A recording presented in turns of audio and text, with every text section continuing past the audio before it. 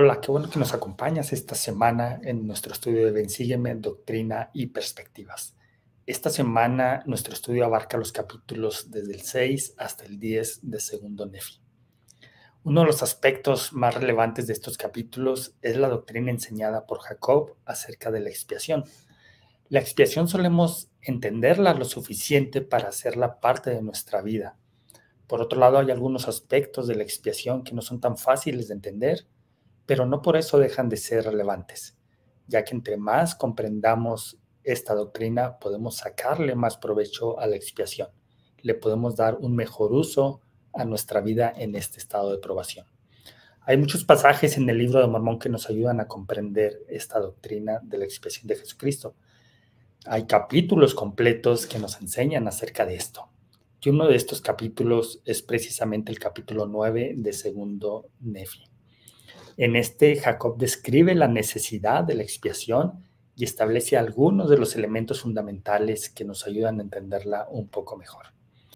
¿Cómo debe estudiarse y entenderse la expiación? Veamos esta cita de Tad R. Callister, quien es un estudioso acerca de la expiación de Jesucristo. Él dice, el intento de dominar esta doctrina exige una inmersión de todos los sentidos, los sentimientos y el intelecto. Si se presenta la oportunidad, la expiación invade todas y cada una de las pasiones y facultades humanas. La expiación no es una doctrina que se preste a un planteamiento singular, a una fórmula universal. Debe sentirse, no solo figurarse. Ha de interiorizarse, no solo analizarse. La expiación de Jesucristo es la doctrina más celestial, más iluminadora y ferviente que existirá en este mundo o en este universo. Ahora, si tuviéramos que centrarnos en aprender o comprender una doctrina, debería ser esta, la expiación. En el versículo 7 del segundo libro de Nefi, capítulo 9, leemos, por tanto, es preciso que sea una expiación infinita, pues a menos que fuera una expiación infinita, esta corrupción no podría revestirse de incorrupción, de modo que el primer juicio que vino sobre el hombre habría tenido que permanecer infinitamente. Y siendo así, esta carne tendría que descender para pudrirse y desmenuzarse en su madre tierra, para no levantarse jamás. Aquí Jacob utiliza un adjetivo para la expiación. Él le llama infinita. Y entonces argumenta el por qué tendría que ser infinita esta expiación o por qué lo es. Dice el presidente Nelson acerca de este término de la expiación infinita. La expiación de Jesucristo es infinita, no tiene fin. Aquí hago una pausa. Esa es la interpretación más directa que podemos comprender acerca de este término infinita. Así de simple, no tiene fin. Pero veamos qué hay más allá de eso. También es infinita en el sentido de que todo el género humano se salvará de la muerte sin fin. Y es infinita en el sentido del intenso sufrimiento del Salvador. Es infinita en el tiempo, dando fin al propósito anterior del sacrificio de animales. Es infinita en lo que abarca, se hizo una sola vez por todos.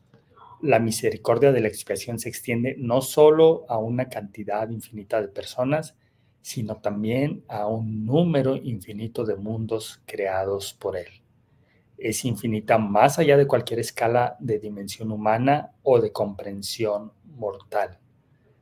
Jesús fue el único que pudo haber ofrecido esa expiación infinita, dado que había nacido de madre mortal y de padre inmortal. Debido a ese nacimiento singular, Jesús era un ser infinito. Fíjense cómo lo trasciende más allá de esta vida e incluso más allá de este mundo.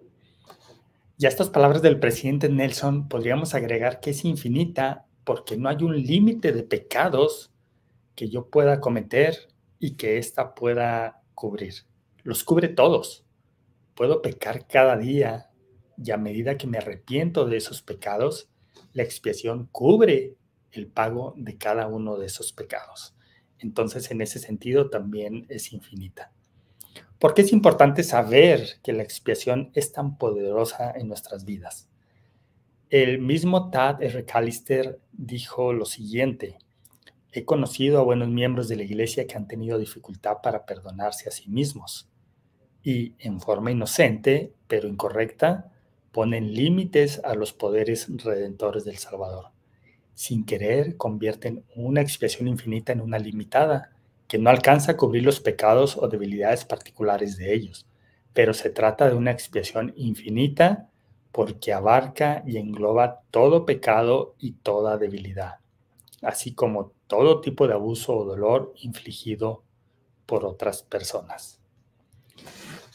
Para concluir esta parte de qué aspectos abarca la expiación y por qué es infinita en muchos sentidos, también es infinita en el sentido de que supera cada obstáculo que hay en esta tierra para lograr la exaltación.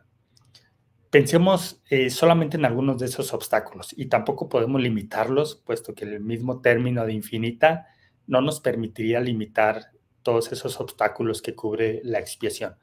Pero yo puedo pensar en 4 de esos obstáculos que nos impiden lograr la exaltación. El primero, la muerte.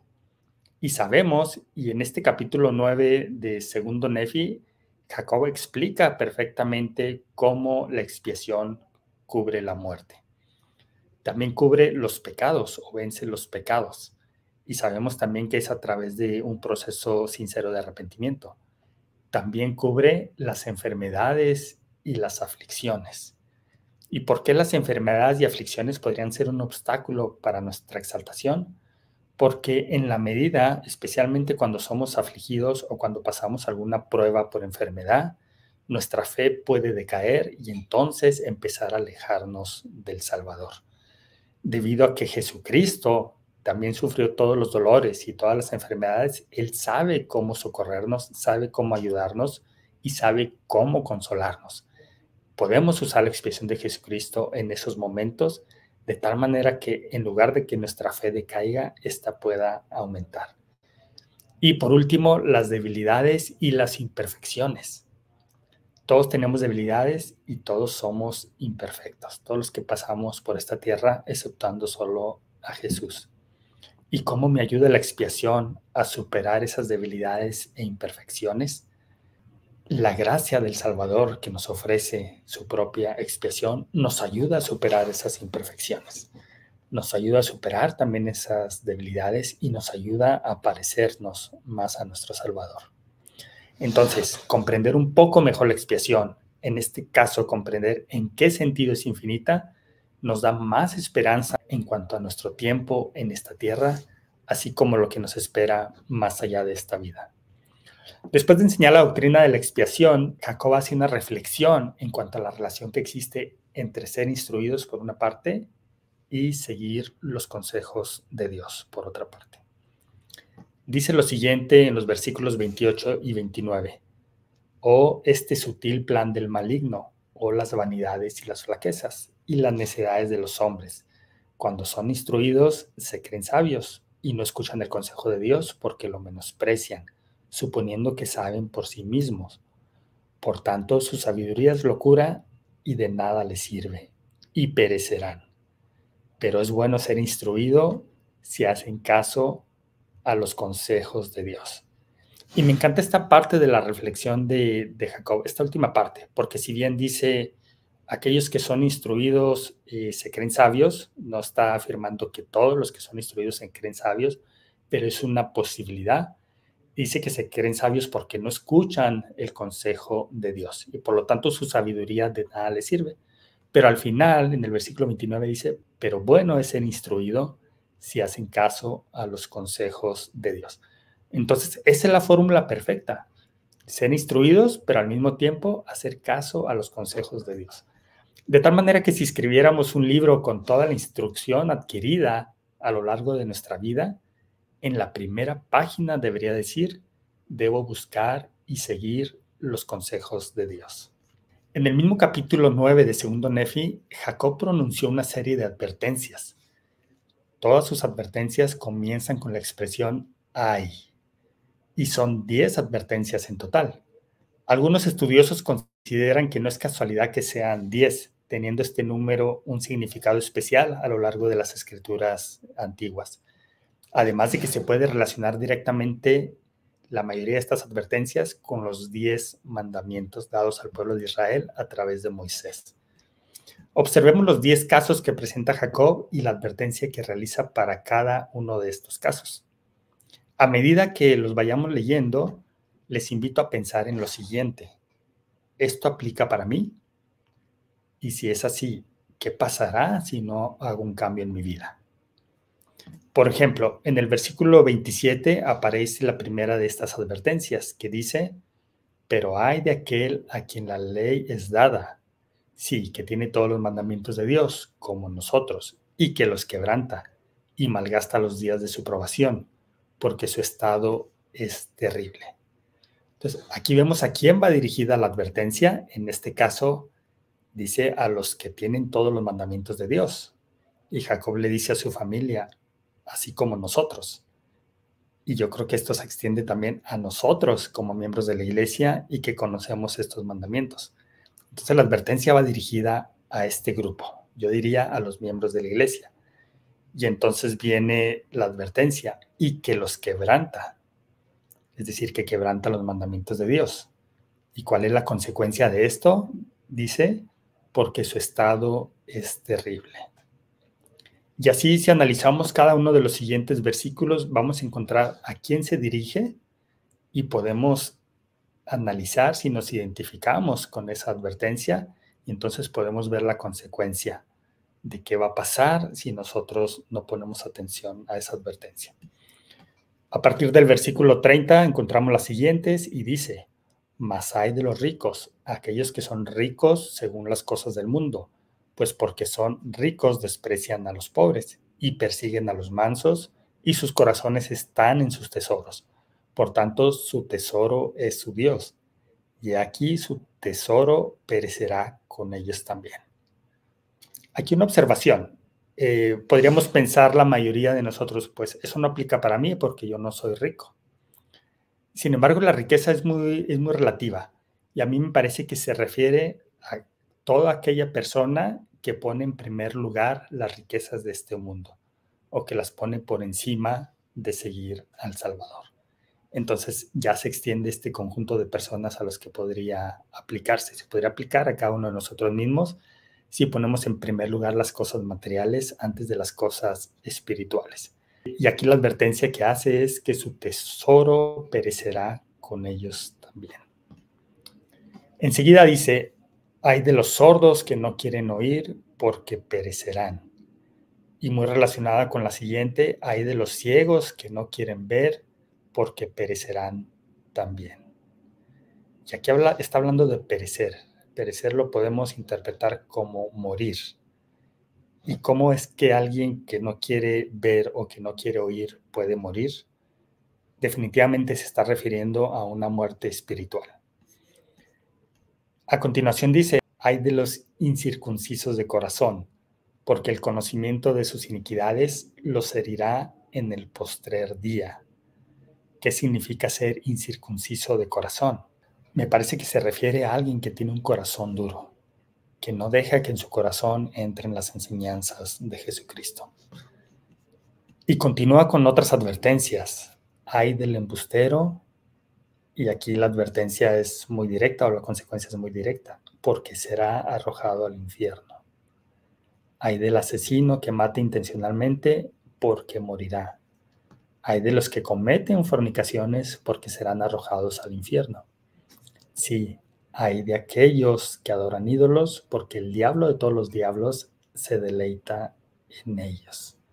Esta advertencia es interesante y la consecuencia es un poco diferente a las otras. Y aunque al final podamos concluir que la consecuencia de todas es la misma, es estar alejados de la presencia de Dios o implica una muerte espiritual, y hay razón en eso. Sin embargo, de las consecuencias específicas que él describe, esta me llama mucho la atención, donde dice, hay de aquellos que adoran ídolos porque el diablo de todos los diablos se deleita en ellos.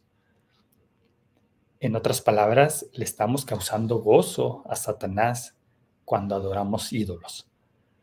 Ahora, la adoración de ídolos en este tiempo no es como la adoración de ídolos en el antiguo Israel. En esta época se refiere especialmente a qué dedicamos nuestro tiempo.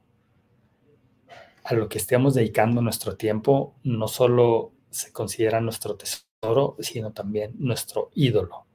De tal manera que si malgastamos nuestros días de probación en cosas que no nos van a llevar a la salvación, entonces Satanás se goza de eso.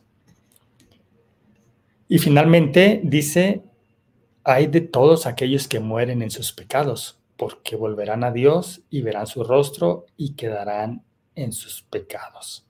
Aquí hay una invitación explícita de no morir en los pecados. Y después de estas advertencias, no quiero omitir un versículo que me encanta de este capítulo, y es el versículo 39. Oh, mis amados hermanos, recordad la horridez de transgredir contra ese Dios santo, y también lo horrendo que es sucumbir a las seducciones de ese astuto ser. Tened presente que ser de mente carnal es muerte, y ser de mente espiritual es vida eterna. ¿Qué significa ser de mente carnal y qué significa ser de mente espiritual? Porque hay una gran diferencia entre la consecuencia de ser de mente carnal y de ser de mente espiritual. Una está hablando de muerte y la otra está hablando de vida eterna. Entonces, son los dos polos opuestos. Podemos interpretar ser de mente carnal como tener nuestra mente limitada solamente a las cosas de este mundo, no ver más allá de este mundo. Y podemos ser de mente espiritual o entender ser de mente espiritual cuando tenemos una perspectiva eterna. Es decir, que sabemos que nuestras acciones no solo tienen una consecuencia durante nuestro tiempo en esta tierra, sino que van más allá de eso. Y el versículo 40 es muy interesante también, porque seguramente después de que Jacob enseña estas cosas a su pueblo, pudo haber notado alguna incomodidad entre algunos de ellos. Y él les dice, oh, amados hermanos míos, escuchad mis palabras. Recordad la grandeza del Santo de Israel. No digáis que he hablado cosas duras contra vosotros, porque si lo hacéis, ultrajáis la verdad, pues he hablado las palabras de vuestro Hacedor. Sé que las palabras de verdad son duras contra toda impureza, mas los justos no las temen, porque aman la verdad y no son perturbados. Y quizás nosotros, así como ellos en su momento, nos identifiquemos también con algunas de las advertencias que hizo Jacob. Y quizás encontramos duras esas palabras, así como en su momento su pueblo encontró duras esas palabras. Sin embargo, debemos de tomar las advertencias de Jacob como son, advertencias. Esto significa alertas para nuestra vida. Y si nosotros le damos el lugar a la expiación infinita del Salvador dentro de estas advertencias, entonces podemos agregar una palabra mágica. Con esta palabra mágica me refiero a arrepentimiento. Y si agregamos la palabra arrepentimiento a cada una de estas advertencias, en lugar de verlas como una condenación inevitable, podemos verlas con esperanza. Por ejemplo, el versículo 34, utilizando este término arrepentimiento, podríamos leerla de la siguiente manera. Ay del embustero, porque si no se arrepiente, será arrojado al infierno. Y me parece que si seguimos poniendo esta palabra en cada una de las advertencias, entonces veremos que hay esperanza para cada uno de nosotros si nos identificamos con una de ellas. Y al final, queridos hermanos, de eso se trata la expiación, de darnos la oportunidad de arrepentirnos mientras vivamos. Nos vemos la siguiente semana.